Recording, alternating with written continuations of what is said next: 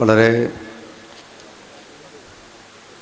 പ്രശംസനീയമായിട്ടുള്ള ശ്രദ്ധേയമായിട്ടുള്ള ഒരു മഹത്തായ ചടങ്ങിലാണ് നമ്മളെല്ലാവരും നിൽക്കുന്നത്. യൂട്യൂബിൽ വൈറലായിട്ടുള്ള ഒരു വീഡിയോയെക്കുറിച്ച് പലപ്പോഴും ഞാൻ പറയാറുണ്ട്. ഒരു ചെറുപ്പക്കാരൻ രാവിലെ എഴുന്നേറ്റിട്ട് അയാളുടെ റുട്ടീൻ ആരംഭിക്കുന്നത് മുതലാണ് ആ വീഡിയോ പ്ലേ ആവുന്നത്. രാവിലെ എഴുന്നേറ്റ് അയാൾ ആദ്യം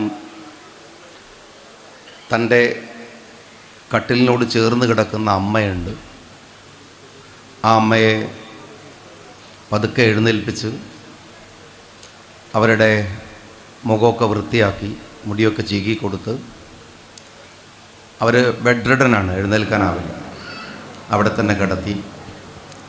വളരെ പെട്ടെന്ന് ഈ ചെറുപ്പക്കാരൻ കുളിച്ച് പണിയായുധങ്ങളൊക്കെ എടുത്ത് ഒരു കൊട്ടയിൽ ഈ അമ്മയെ കിടത്തി. ആ കൊട്ട ഒരു തലച്ചുമടായി എടുത്ത് ഇയാൾ യാത്ര പോവുകയാണ്. വയൽവരമ്പിലൂടെ തലയിളകാതെ അയാൾ നടക്കുന്നുണ്ട്. ചെറിയ തോട് മുറിച്ച് കിടക്കുന്നുണ്ട്.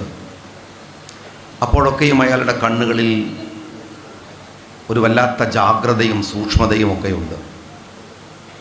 അങ്ങനെ പോയി ഇയാളുടെ പണിസ്ഥലത്തെത്തി കയ്യിലുള്ള ഒരു തുണി കൊണ്ട് മുകളിൽ 2 കമ്പിൽ ആ തുണി കെട്ടി അതിൻ്റെ താഴെ അമ്മയെ കിടത്തി. അയാൾ പണിയിൽ വ്യാപൃതനായി. പണി കഴിഞ്ഞ് തിരിച്ച് ആ അമ്മയെ ഇതേപോലെ ചുമന്ന് വീട്ടിലേക്ക് പോകുന്നുണ്ട്. ഇത് ശ്രദ്ധിച്ചിട്ടുള്ള ഈ യൂട്യൂബർ ഇയാളോട് ചോദിക്കുന്നുണ്ട്, നിങ്ങൾ എന്തിനാണ് ഇങ്ങനെ അമ്മയെ കൊണ്ടിങ്ങനെ പോകുന്നത്? ആരെങ്കിലും നോക്കാൻ നിർത്തിക്കൂടെ? അയാൾ പറയുന്നു, അതിനുള്ള പൈസ എൻ്റെ കയ്യിലില്ല. ബന്ധുക്കൾ ആരെ ഏൽപ്പിച്ച് പോന്നാലും എനിക്ക് എൻ്റെ പണിയിൽ അമ്മക്ക് വെള്ളം വേണ്ടപ്പോൾ കൊടുക്കാൻ, ദേഹത്തേക്കൊരു പൊടി വീണാൽ തട്ടാൻ, എങ്ങനെ അമ്മ അത് ചെയ്യാമെന്ന് കരുതിയിട്ട് എൻ്റെ മനസ്സിങ്ങനെ ആദ്യമാവും. ഇതെൻ്റെ കണ്ണിൻ്റെ മുമ്പിൽ അമ്മ കിടക്കുമ്പോൾ എനിക്കെൻ്റെ പണിയിൽ കോൺസെൻട്രേഷൻ ഉണ്ടാവും.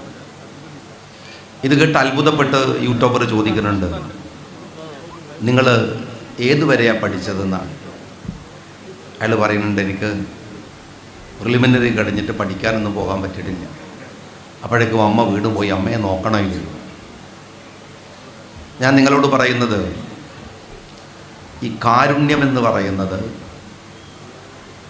മനുഷ്യനുണ്ടാവാൻ അറിവ് കൊണ്ടും വിദ്യാഭ്യാസം കൊണ്ടും നമ്മൾ പറയുന്ന സംസ്കാരം കൊണ്ടും ഉണ്ടാകുമെന്ന് വിചാരിക്കുന്നത് തെറ്റായ ഒന്നാണ്.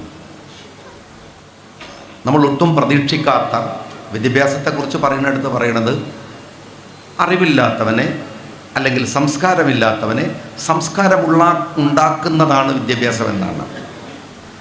പക്ഷേ ഞാനൊരു ജനപ്രതിനിധിയായി, അഷ്റഫിൻ്റെ പിറകിലുണ്ട്, ജനപ്രതിനിധിയായിട്ട് ഞാൻ നിന്ന ഒരാളാണ്. അഴീക്കോടിലെ വൃദ്ധസദനത്തിൽ വെച്ചാണ് തലശ്ശേരി മുനിസിപ്പൽ ചെയർമാനായ ഒരു മനുഷ്യൻ ആരോരുമില്ലാതെ മരിച്ചു പോകുന്നത്. ഞാനവിടെ MLA ആയിരിക്കുന്ന സമയത്ത്. അയാൾക്ക് മക്കൾ മാത്രമല്ല, തലശ്ശേരി മുനിസിപ്പാലിറ്റിയുടെ ചെയർമാനായിരുന്നു ഒരു കാലത്ത്. എല്ലാം തികഞ്ഞ് മക്കളും വിവരവും വിദ്യാഭ്യാസവുമുള്ള എത്രയോ കുടുംബങ്ങളിൽ നമുക്ക് പ്രതീക്ഷിക്കാനാവാത്ത വിധത്തിലുള്ള തിരിച്ചടികൾ ഉണ്ടാക്കുമ്പോൾ നമ്മളൊന്നിനും കൊള്ളില്ല എന്ന് വിചാരിക്കുന്ന മനുഷ്യരുടെ മനസ്സിനകത്തുള്ള ആർദ്രതകൾ ഇതിൻ്റെയൊക്കെ അപ്പുറമാണ്. ഞാൻ CH സെൻ്ററുകളും ഇതിന് സമാനമായിട്ടുള്ള സാമൂഹ്യ പ്രവർത്തനങ്ങളും ഒക്കെ കാണുമ്പോൾ പലപ്പോഴും ആലോചിക്കാറുള്ളൊരു കാര്യമുണ്ട്. അതിനുവേണ്ടി എടുക്കുന്ന ആളുകളുടെ ഒരു ഹർഷമുണ്ട്, ഒരു സന്തോഷം. അവരുടെ ജീവിതത്തിൽ അവർ കോഴിക്കോട് CH സെൻ്ററിലൊക്കെ പോകുമ്പോൾ എപ്പോഴും ഞാൻ ശ്രദ്ധിക്കാറുണ്ട്, കുറേ ആളുകൾ എപ്പോഴും അവിടെ ഉണ്ടാകും. വിളിച്ചു പറഞ്ഞാൽ ഒരു രോഗിയെ നിങ്ങളൊന്ന് പോയി നോക്കണം മെഡിക്കൽ കോളേജിൽ എന്ന് പറഞ്ഞാൽ പിന്നെ നമ്മളെ വിളിക്കുന്നത് ആയുസ്സുണ്ടെങ്കിൽ ആ രോഗിയാണ്. അവർ പറയും, നിങ്ങളൊന്ന് വിളിച്ചു പറഞ്ഞു CH സെൻ്ററിൽ. ആ വോളണ്ടിയർമാർ എല്ലാ സമയത്തും ഞങ്ങളുടെ കൂടെ ഉണ്ടായിരുന്നു. എനിക്ക് എന്തെങ്കിലും ഒരു ബുദ്ധിമുട്ട് വന്നാൽ എൻ്റെ മക്കളെ പേരെടുത്ത് വിളിക്കുന്നതിന് മുമ്പ് ആ വോളണ്ടിയർമാർ ഞങ്ങളുടെ അടുത്തുണ്ടാകുമായിരുന്നു. മനുഷ്യരുടെ പ്രശ്നങ്ങൾ ഇപ്പോൾ ഈ CHS സെൻറ്റർ എന്ന് പറയുമ്പോൾ അതൊരു പണം കൊണ്ട് മാത്രം നടക്കുന്ന, സമ്പത്ത് കൊണ്ട് മാത്രം നടക്കുന്ന ഒന്നല്ല. സമ്പത്ത് ഉള്ള കുറേ ആളുകളെ നമുക്കറിയാം, അത് കൈവശം വച്ചിരിക്കുന്നവരെ നമുക്കറിയാം. പക്ഷെ അതിനെ ജനങ്ങളിൽ എത്തിക്കാൻ കഴിയുന്ന മനസ്സുള്ള ഒരു പ്രവർത്തക സംഘമുണ്ട്. അതാണ് വലുതെന്ന് പറയുന്നത്. അത് കേവലം പണം മാത്രമല്ല. നിങ്ങൾ CHS സെൻറ്ററിൻ്റെ വോളണ്ടിയർമാരെ ശ്രദ്ധിച്ചാൽ മനസ്സിലാവും അവരുടെ അത്യധ്വാനം. ഇപ്പം ഈ സക്കാത്ത് എന്ന് പറയുന്നതിന് നമുക്കൊക്കെ അറിയാം, ബഹുമാനപ്പെട്ട താങ്കളെ പോലെയൊക്കെയുള്ള വലിയ പണ്ഡിതന്മാരൊക്കെ ഇരിക്കുന്ന സദസ്സാണ്. സക്കാത്ത് നമുക്കറിയാം, നമ്മൾ വർഷാവർഷം നമ്മളുടെ സ്വത്തിൻ്റെ ഒരു വിഹിതമെടുത്ത് കൃത്യമായ അളവിൽ നമ്മൾ കൊടുക്കുന്നതാണ്. പക്ഷെ സക്കാത്തിന് ഭാഷാപരമായ ഒരു പരിപ്രേക്ഷ്യമുണ്ട്. അതെന്താണെന്നറിയോ? വിഭവം കൈവന്നവൻ ആരാണോ അവൻ വിഭവമില്ലാത്തവർക്ക് എത്തിച്ചു കൊടുക്കണം. അതാണ് സക്കാത്ത്. സക്കാത്ത് എന്ന് പറയുന്നതിൻ്റെ ഭാഷാപരമായ പരിപ്രേക്ഷ്യം അതാണ്. വിഭവം കൈവന്നവൻ ആരാണോ അവൻ വിഭവമില്ലാത്തവർക്ക് എത്തിച്ചു കൊടുക്കണം. നാം അത് സമ്പത്തിൻ്റെ കണക്കായിട്ട് കണക്ക് കൂട്ടാറുണ്ട്. അതുമാത്രമല്ല, നമ്മുടെ ആരോഗ്യം അതിനൊരു സക്കാത്തുണ്ട്. കണ്ണില്ലാത്തവന് വേണ്ടി കാണാനാണ് കണ്ണ്, നമ്മുടെ കാഴ്ച. കൈ ഉയർത്താൻ കഴിയാത്തവന് വേണ്ടി ഉയർത്താനാണ് നമ്മുടെ കൈ.